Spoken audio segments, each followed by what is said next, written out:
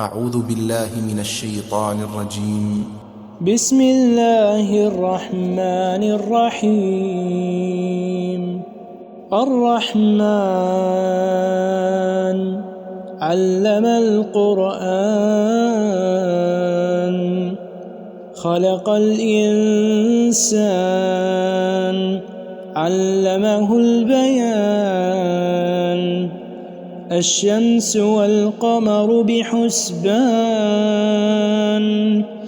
والنجم والشجر يسجدان والسماء رفعها ووضع الميزان ألا تطغوا في الميزان وأقيموا الوزن بالقسط ولا تخسروا الميزان والأرض وضعها للأنام فيها فاكهة والنخل ذات الأكمام والحب ذو العصف والريحان فبأي آلاء ربكما تكذبان خلق الإنسان من صلصال كالفخار وخلق الجان من مارج من نار فبأي آلاء ربكما تكذبان رب المشرقين ورب المغربين فبأي آلاء ربكما تكذبان مرج البحرين يلتقيان بينهما برزخ لا يبغيان فبأي آلاء ربكما تكذبان يخرج منهما اللؤلؤ والمرجان فبأي آلاء ربكما تكذبان وله الجوار المنشآت في البحر كالأعلام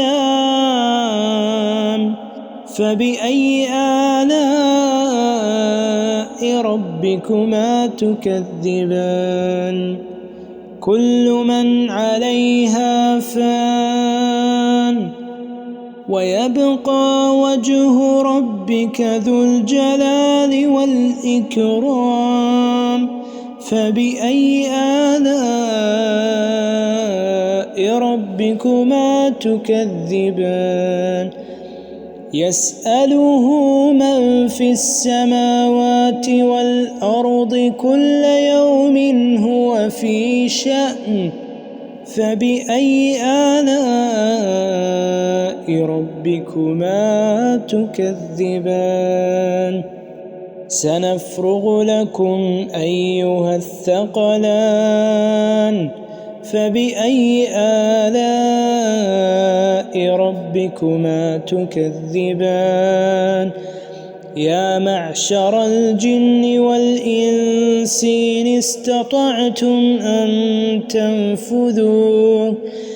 إن استطعتم أن تنفذوا من أقطار السماوات والأرض فانفذوا لا تنفذون إلا بسلطان فبأي آلاء ربكما تكذبان يرسل عليكما شواظ من نار ونحاس فلا تنتصران فبأي آلاء ربكما تكذبان فإذا انشقت السماء فكانت وردة كالدهان فبأي آلاء ربكما تكذبان فيومئذ لا يسأل عن ذنبه إنس ولا جان فبأي آلاء ربكما تكذبان يعرف المجرمون بسيماهم فيؤخذ بالنواصي والأقدام فبأي آلاء ربكما تكذبان هذه جهنم التي يكذب بها المجرمون يطوفون بينها وبين حميم آن فبأي آلاء ربكما تكذبان ولمن خاف مقام ربه جنتان فبأي آلاء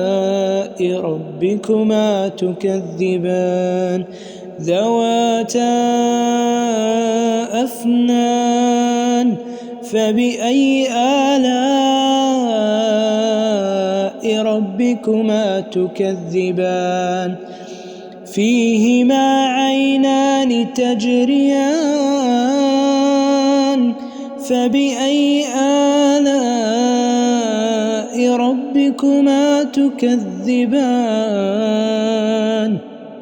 فيهما من كل فاكهة زوجان فبأي آلاء ربكما تكذبان متكئين على فرش بطائنها من استبرق وجنى الجنتين دان فبأي آلاء ربكما تكذبان فيهن قاصرات الطرف لم يطمثهن إنس قبلهم ولا جان فبأي آلاء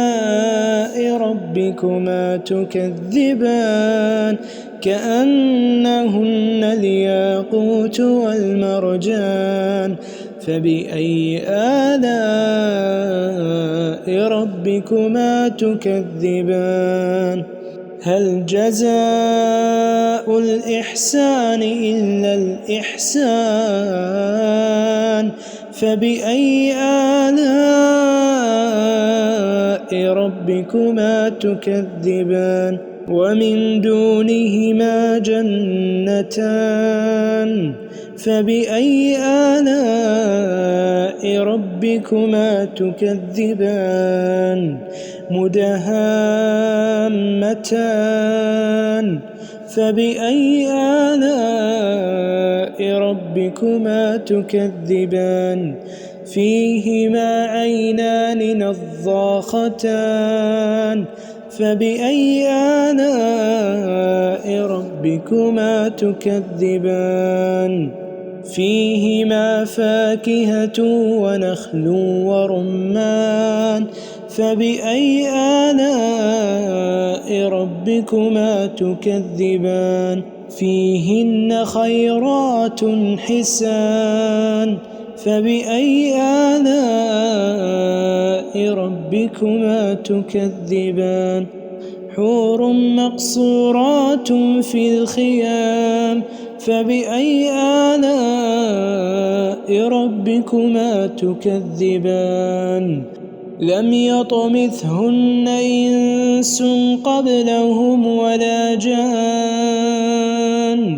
فبأي آلاء ربكما تكذبان متكئين على رفرف خضر وعبقري حسان فبأي آلاء ربكما تكذبان تبارك اسم ربك ذي الجلال والإكرام.